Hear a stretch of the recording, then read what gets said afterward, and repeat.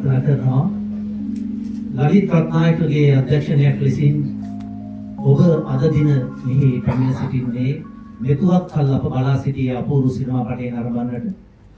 විවස්ටන් කිව්වහම මම දන්නවා ශ්‍රී ලාංකීය රසික ජනතාව පමණක් නොවේ අද දිනේ මෙහි පැමිණ සිටින මේ විශේෂ මාධ්‍ය දර්ශනයේ සංවිධානය කරන්නේ අපි හැමදාමත් චිත්‍රපටයක් හදුවට පස්සේ ප්‍රථමයෙන් මේ නිර්මාණය පෙන්වන්නේ ආදරණීය මාධ්‍යවේදීන්ට ඒ වගේමයි අපේ ප්‍රදර්ශක මණ්ඩලවලට ප්‍රථමයෙන්ම මේ චිත්‍රපටය තිරගත කරනු ලබන්නේ රීමා ප්‍රදර්ශක මණ්ඩලය එහෙම නැත්නම් ඔබ හොඳින්ම දන්න ජාතික චිත්‍රපට සංස්ථාව සසු ඒ ප්‍රදර්ශක මණ්ඩලය හරහා එහි සභාපතිතුමන් පැමිණ සිටිනවා සුදත් මහදෙව්ලුව මෙතුමා ප්‍රමුඛ සියලු අපගේ ප්‍රදර්ශක මණ්ඩල සමාජිකින් ඒ වගේමයි අද දිනේදී ලලිත් අයියට ඒ වගේම අපගේ ප්‍රභාත් සහ අපගේ කණ්ඩායමට ඕන වුණා අපගේ සියලු විචාරකයන් මේ කැඳවන්නට ඔබගේ පැමිණීම සතුටක් ඔබ සියලු දෙනාවත් ඉතාමත් ආදරයෙන් ගෞරවයෙන් පිළිගන්නවා ඒ වගේම තමයි අපේ ආදරණීය මාධ්‍යවේදීන් ඔබ නැමැති නම් කිසි දිනක මේ චිත්‍රපට අප 2025 වසර ගැන බොහොම ආඩම්බරයෙන් කතා කරනවා ඒ ආඩම්බරයෙන් කතා කරන්න හේතු වුණේ ඔබයි සියලු මුද්‍රිත මාධ්‍ය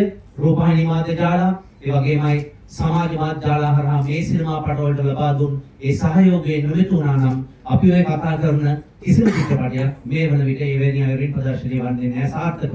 අද දවසත් අපිට විශේෂයි අප මෙතුවක් කල් බලා සිටියා මේ රිවර්ස්ටන් කියන සිනමා පටය තිරගත වන මොහොත දක්වා ඒ ලබන මාසයේ 23 වෙනිදා ඉඳලා දිවෙනුපුරා සිනමා ශාලාවල රිද්මා ප්‍රදර්ශක මණ්ඩලයේ ප්‍රමුඛ දිවෙනුපුරා පිටි සියලුම සිනමා ශාලාවල ප්‍රදර්ශනය ආරම්භ වෙනවා.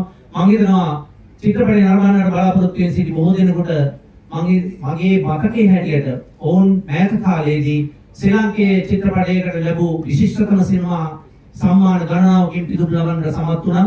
මම එයින් කීපයක් සඳහන් කරන්නට කැමතියි. ඒෂියන් නිව් ටැලන්ට් තරගාංශයේ 27 වෙනි ෂැන්හායි අන්තර්ජාතික සිනමා උළෙලේදී හොඳම තිරරක්ෂණය උදෙසා වූ සම්මානය ලලිත් රත්නායක සමගින් නිලන්ත පෙරේරා දිනා ගන්න ලබනවා. ඒ වගේමයි එම උළෙලේදීම හොඳම කැමරාකරණය උදෙසා වූ සම්මානය ප්‍රභාත් රෝෂන් විසින් දිනා ගන්න ලබනවා. හොඳම අධ්‍යක්ෂක උදෙසා වූ ස්වර්ණ රාජකීය බෙන්ගාල ව්‍යාඝ්‍ර සම්මානය දිනා ගන්න ලබනවා 2025 වසරේදී. ක්‍රිස්ටල් සිමෝග් විශේෂ ජූරි සම්මානය ෆියුචර් ෆ්‍රේම් තරගාංශයෙන් 43 වෙනි සැකි අන්තර්ජාතික සිනමා උළෙලේ නියෝජනය කරමින් දිනා ගන්න ලබනවා. හොඳම අධ්‍යක්ෂණය සඳහා වූ ස්වර්ණ තිර සම්මානය ආසියානු වෘත්තාන්ත තරගාංශයේ 36 වෙනි සිංගප්පූරු අන්තර්ජාතික සිනමා උළෙලේදී දිනා ගන්න ලබනවා. ඒ වගේමයි ඔබ මා දන්නා පරිදි වසර ගණනාවකට පසු මම හිතන්නේ පුරහඳ කළුවර සිනමා පටයේ ජෝවා බේබ්‍රක්‍රමෙන් පස්සේ තමයි මේ සම්මානය ශ්‍රී ලංකාවට ලැබෙන්නේ. අපේ ප්‍රවීණ කෘතාංශ රංගවේදී ආනන්ද මහේන්ද්‍ර පෙරේරා හොඳම රංගනීය උදෙසා වූ ස්වර්ණ තිසර සම්මානය ස්වර්ණ තිර සම්මානය දිනා ගන්න ලබනවා ආසියානු වෘත්තාන්ත තරගාංශයෙන්. ඒ 36 වෙනි සිංගප්පූරු අන්තර්ජාතික සිනමා උළෙලේදී ඒ වගේමයි විශේෂ ජූරි සම්මානයක් ලෝක සිනමා වෘත්තාන්ත තරගාංශයෙන් චෙනයි අන්තර්ජාතික සිනමා සම්මාන උළෙලේදී දිනා ගන්න ලබනවා. ඊට අමතරව හොඳ චිත්‍රපටය සඳහා වූ ස්වර්ණ පාපති සම්මානය හොඳ චිත්‍රපටය සඳහා වූ එමිල් ඊමේ ජූරි සම්මානයේ ප්‍රමුඛ විචාරක ජූරියේ විශේෂ සම්මාන ගණනාවකින් මේ චිත්‍රපටය පිදුම් ලබා තිබෙනවා. ඒ තම සතුටින් සඳහන් කරන්නේ ශ්‍රී ලාංකික ප්‍රේක්ෂකයන්ට විතරක් නෙවෙයි ශ්‍රී ලංකා කලාවේ රැඳී සිටින සියලු දෙනාටම අතිශය වැදගත් වෙනවා මේ සිනමා පටය. එය මාධ්‍ය හරහා මා හිතනවා ලබන 23 වෙනිදාන් පස්සේ සියලු දෙනාට ජනගත කරලා පුළුවන් තරම් අපි මේ ගෙවන්නේ අර අපි කතා කරපු 60 70 ස්වර්ණමය සිනමා යුගයේ. ශ්‍රී ලංකාවාසී සියලුම සිනමා රසික රසිකාවියන්ට ආරාධනා කරනවා රිවර්ස්ටන් චිත්‍රපටි බලන්න එන්න කියලා. ලලිත් රත්නායක අධ්‍යක්ෂණය සහ ජ්‍යෙෂ්ඨ රංගන ශිල්පීන් කියන්නේ මහේන්ද්‍ර පෙරේරා, ඩාම්පනෑන්ඩු, කුමාර, ආනන්ද කුමාරවීර තවත් විශාල පිරිසක් ඉන්නවා චිත්‍රපටිය ඇතුලේ.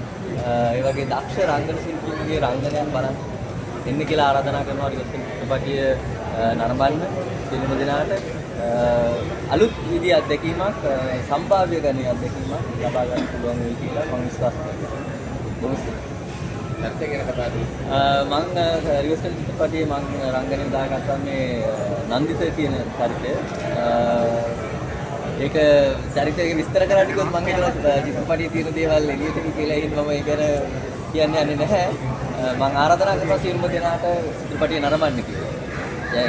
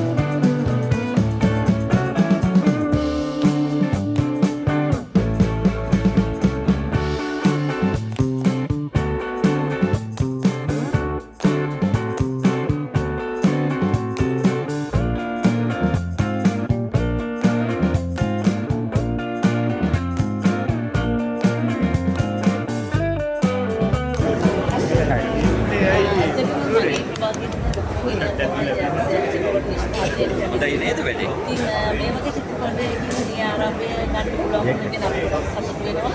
මොකද අපිට නැති දෙල්ලන් නිෂ්පාදනය අවුරුද්දක් මේ ශේෂ්ත්‍රයට අවුරුද්දකට වැඩි අපි ඉන්න කාලේ.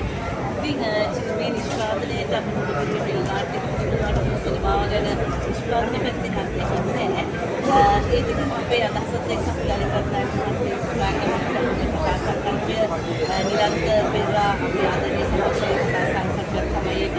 ඉතින් මේ චිත්‍රපටයේ කතාව සම්බන්ධව ලොකු අභියෝගයක් ඒක අපේ සමාජ දේශපාලනය ඒක අපි අභියෝගය බාරගන්නකොට ඕනේ ගුණාත්මක නිර්මාණයක් සිනමාවට දායාද කරන්න. ඉතින් ඒ නිසා අපි ඉවසන වගේ නිර්මාණයක් නිෂ්පාදනය කළා. ඉතින් දැන් අපිට සිනමා වැඩ කටයුතු වලට මේ පිරවලු සම්පූර්ණ වෙන ආඩම්බරයක් දැනෙනවා. අපි ලොකු දෙයක් සිනමාව වෙනුවෙන් කරා කියලා චින්තනයෙන් නවතුනේ. දැන් තමයි සිනමාවත් එක්ක අපේ ගමන ආරම්භ වෙලා. දැන් ඉතින් ගමන සිනමාවේ සිනමාත්මක ආකාරයකට